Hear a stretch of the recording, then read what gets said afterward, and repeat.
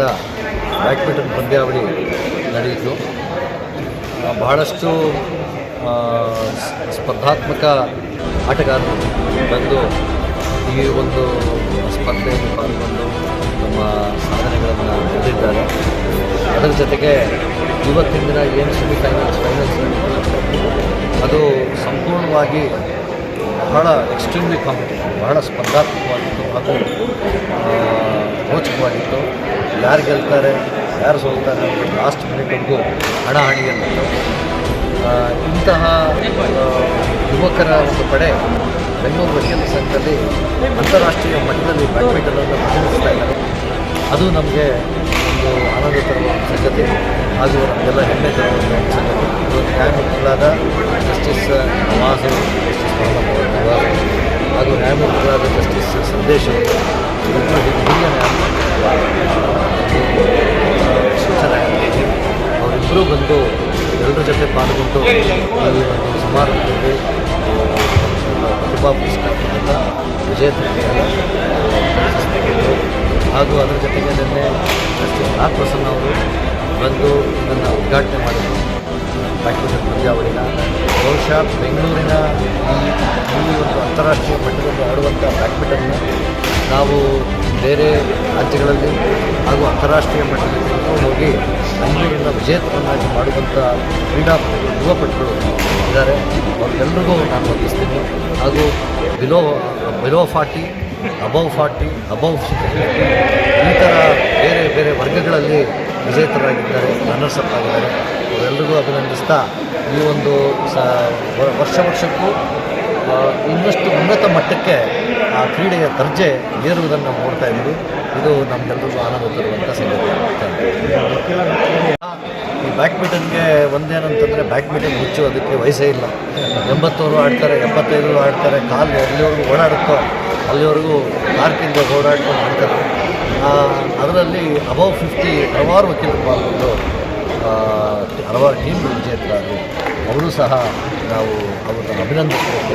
ಯಾಕಂದರೆ ಈ ವಯಸ್ಸಿನಲ್ಲಿ ಅಂತಹ ಸ್ಪರ್ಧೆಯಲ್ಲಿ ಪಾಲ್ಗೊಂಡು ಓಡುವಂಥ ಸ್ಪರ್ಧೆಯಲ್ಲಿ ಪಾಲ್ಗೊಂಡು ವಿಜೇತರಾದರು. ಈ ಆಟದಲ್ಲಿ ಯಾರು ಗೆಲುವು ಕಟ್ಟಿದ ಅವರಿಗೆ ಮಾತ್ರ ಅಲ್ಲ, ಎಲ್ಲರೂ ಭಾಳ ಚೆನ್ನಾಗಿ ಆಡಿದ್ದಾರೆ. ನಾನು ನೋಡ್ತಾ ಇದ್ದೀನಿ, ನಾನು ಮತ್ತು ನನ್ನ ಸಹೋದರ ನ್ಯಾಯಮೂರ್ತಿ ಭಾಳ ಚೆನ್ನಾಗಿ ಆಡ್ತಾ ಇದ್ದಾರೆ. ನೋಡಿದರೆ ಇವರು ವಕೀಲರು, ಇವರು ಸಂದೇಶ್ ಸಾಹೇಬರು ಹೇಳ್ತಾ ಇದ್ರು, ಇವರು ದಿನಪ್ರತಿ ಆಡ್ತಾ ಇರುವಂತ ಕಾಣುತ್ತೆ, ವಕೀಲರು ಅಂತ ಹೇಳಲಿಕ್ಕೆ ನಮಗೆ ಆಗ್ತಾ ಇಲ್ಲ ಅಂತೇಳಿ. ಸೊ ಅವರ ಈ ಫಿಟ್ನೆಸ್ ನೋಡಿಕೊಂಡು ನಮಗೂ ಬಹಳ ಖುಷಿಯಾಗಿದೆ. ಯಾಕೆಂತ ಹೇಳಿದರೆ ಈ ವಕೀಲಿ ನಾನು ಹೇಳ್ತಾ ಇದ್ದೆ, ಅವ್ರಿಗೂ ಬಹಳ ಒತ್ತಡ ಇರುತ್ತೆ. ಬೆಳಗ್ಗೆಯಿಂದ ರಾತ್ರಿವರೆಗೂ ಅವರು ಕೋರ್ಟ್ನಲ್ಲಿ ಆಗಲಿ ಅಥವಾ ಅವರ ಕಚೇರಿಗಳಲ್ಲಿ ಆಗಲಿ ಬಹಳ ಕೆಲಸದ ಒತ್ತಡ ಇರುತ್ತೆ. ಇಂಥ ಸಮಯಗಳಲ್ಲಿ ಇಂಥ ಒಂದು ಚಟುವಟಿಕೆ ಇರುವುದು ಒಳ್ಳೆಯದು ಅಂತೇಳಿ ನನಗೆ ಅನ್ನಿಸ್ತಾ ಇದೆ. ಪ್ರತಿ ವರ್ಷ ಈ ಥರ ಒಂದು ಟೂರ್ನಮೆಂಟ್ ನೀವು ನಡೆಸಿ ಅಂತ ಕೇಳ್ತೀನಿ. ಏನು ಬಹುಶಃ ನೆಕ್ಸ್ಟ್ ಟೂರ್ನಮೆಂಟ್ ನಡೆಸಿದರೆ ನಾವಿರಲಿಕ್ಕಿಲ್ಲ, ಬೇರೆಯವರು ಆಡೋರಿದ್ದಾರೆ, ಅವರಿಗೆ ಕಳಿಸ್ಬೋದು. ಇನ್ನೊಮ್ಮೆ ಅವರಿಗೆಲ್ಲ ನಾನು ಅಭಿನಂದನೆ ಹೇಳ್ತಾ ಇದ್ದೀನಿ. ನಮ್ಮಿಬ್ಬರನ್ನು ಇಲ್ಲಿಗೆ ಕರೆಸಿ ನಮ್ಮನ್ನು ಒಂದು ಅದೇನು ಸಮಾರಂಭದಲ್ಲಿ ಭಾಗವಹಿಸಲಿಕ್ಕೆ ಒಂದು ಅನುವು ಮಾಡಿಕೊಟ್ಟ ಎಲ್ಲರಿಗೂ, ಅಧ್ಯಕ್ಷರು ಮತ್ತು ಈ ಫುಲ್ ಟೀಮಿಗೆ ನಾನು ಕೃತಜ್ಞತೆ ಹೇಳ್ತಾ ಇದ್ದೀನಿ. ಮತ್ತು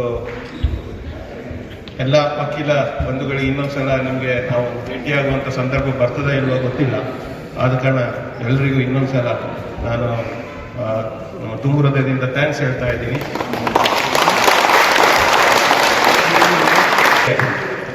ಶುಭ ಸಂಜೆಯ ನಮಸ್ಕಾರ.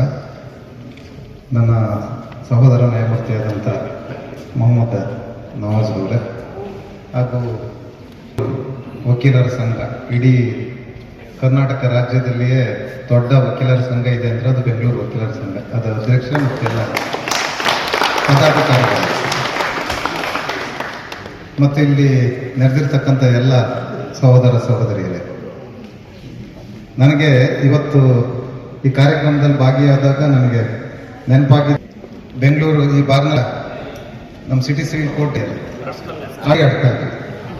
ಆಫೀಸಲ್ಲಿ JP ಅಸೋಸಿಯೇಟ್ಸ್ ಅಂತೇಳಿ ಒಂದು ಕಬಡ್ಡಿ, ಅವಾಗ ಎಲ್ಲರ ಮೇಲೆ ನಾವೇ ನಮ್ಮೆಲ್ಲರನ್ನು ಒಂದುಗೂಡಿಸ್ತಕ್ಕಂಥದ್ದು. ನಾನು ಅದಕ್ಕೆ ಯಾವಾಗಲೂ ಹೇಳ್ತಾ ಇರ್ತೀನಿ, ನಾನು ವರ್ಷದಲ್ಲಿ 4 ಕ್ರಿಕೆಟ್ ಟೂರ್ನಮೆಂಟ್, ಅದು ಯಾರಿಗೆ ಅಂತಂದ್ರೆ ಎಂಪ್ಲಾಯೀಸ್ ಇದಾರಲ್ಲ, family court, commercial court, court employees, ಅವರೆಲ್ಲರಿಗೂ ನಾನು 10 ವರ್ಷದ ಹಿಂದೆ ಫಸ್ಟ್ ಪ್ರಾರಂಭ ಫೆಸ್ಟಿವಲ್ ಏನಿದೆಯೋ ಅದನ್ನು 10 ವರ್ಷದ ಹಿಂದೆ ಸ್ಟಾರ್ಟ್ ಮಾಡಿದ್ವಿ. ಈಗಲೂ ಕೂಡ ಇಲ್ಲೇ AMC ಗ್ರೌಂಡಲ್ಲಿ ಮಾಡ್ತೀವಿ. ಮೊದಲು ಸ್ಟಾರ್ಟ್ ಮಾಡಿದಾಗ ಡಿಸ್ಟ್ರಿಕ್ಟ್ ಜುಡಿಷಿಯರಿ ಜಡ್ಗೆಲ್ಲ ಮಳೆ ಆಗಿತ್ತು ಅಂತೇಳಿ ನೆಕ್ಸ್ಟ್ ಆಗಸ್ಟ್ಗೆ ಡೇಟ್, ಅಲ್ಲಿಗೆ ಇಂಡಿ ಕಪ್ 2 ಆಯ್ತು.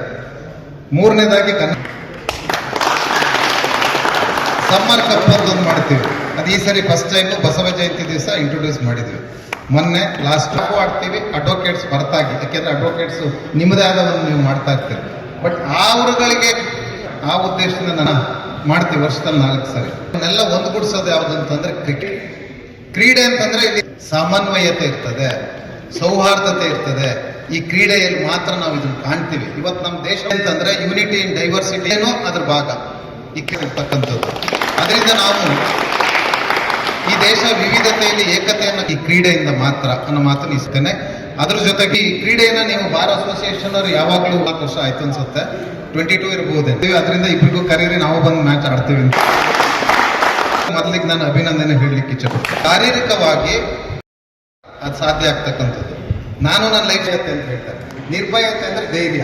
It depends upon perception of the judge also ಇರ್ತದೆ. ಹೇಗೆ ಅಂತ ಅದು ಕೆಲವು ಟೈಮು ನಮಗೆ 90% ಕೇಸ್ ಇದ್ದಾಗಲೂ ಒಂದೊಂದ್ಸರಿ ನಾವು ಕೇಸ್ನ ಕಳ್ಕೊಳ್ಳೋಂಥದ್ದು ನಾನು ಎಷ್ಟೋ ನೋಡಿದ್ದೀವಿ. ಅದಕ್ಕೆ ನಾನು ಹೇಳ್ತಾ ಇದ್ದೀನಿ, ಫಸ್ಟ್ ನೀವು ಅಡ್ವೊಕೇಟ್ಸು ನಿಮ್ಮ ಕ್ಲೈಂಟು ನಿಮ್ಮ ನಂಬಿ ಬಂದಿರ್ತಾನಲ್ಲ ಕಕ್ಷಿದಾರ, ಅವ್ನು ಕೊಡೋ ಫೀಸಿಗೆ ನ್ಯಾಯ ಒದಗಿಸಿ. ಆವಾಗ ನಿಮಗೆ ಏನಾಗ್ತದೆ ಅಂದ್ರೆ ನಿಮ್ಮ ಆತ್ಮಸಾಕ್ಷಿಗೆ ನೀವು ಕೇಳ್ಕೊಂಡ್ರೆ ನಾನು ಅದರಿಂದ ಆ ನಿಟ್ಟಿನ ಅದರಲ್ಲೂ ಯಂಗ್ ಅಡ್ವೊಕೇಟ್ಸ್ ದೃಢಗೊಳಿಸಲಿಕ್ಕೆ ನನ್ನ ಕೈಲಾಗಿದ್ದನ್ನು ಶಕ್ತಿ ಮೀರಿ ಕೆಲಸ ಮಾಡ್ತೀನಿ ಅನ್ನೋ ಮಾತನ್ನ ಈ ಸಂದರ್ಭದಲ್ಲಿ ಹೇಳ್ತಾ, 2ನೇ ನಾನು ನೋಡ್ತೀವಲ್ಲ, ಇನಾಗ್ರೇಷನ್ಗೆ ಬಂದಾಗ ಬಹಳಷ್ಟು ಜನ ಇರ್ತಾರೆ. ವ್ಯಾಲಿಡಿಕ್ಟರಿ ಬಂದಾಗ ಪ್ರೈಸ್ ಡಿಸ್ಟ್ರಿಬ್ಯೂಷನ್ ಮಾಡಕ್ಕಿರಲ್ಲ. ಅದಕ್ಕೆ ನಾನು ಒಂದು ಮಾತನ್ನ ಏನು ಹೇಳ್ತೀನಿ ಅಂತಂದ್ರೆ ಅದನ್ನ ಈ ಸಂದರ್ಭದಲ್ಲಿ ಹೇಳ್ತಾ ನನ್ನ ಮಾತು ಮುಗಿಸ್ತೇನೆ. ಜೈ ಹಿಂದ್, ಜೈ ಕರ್ನಾಟಕ.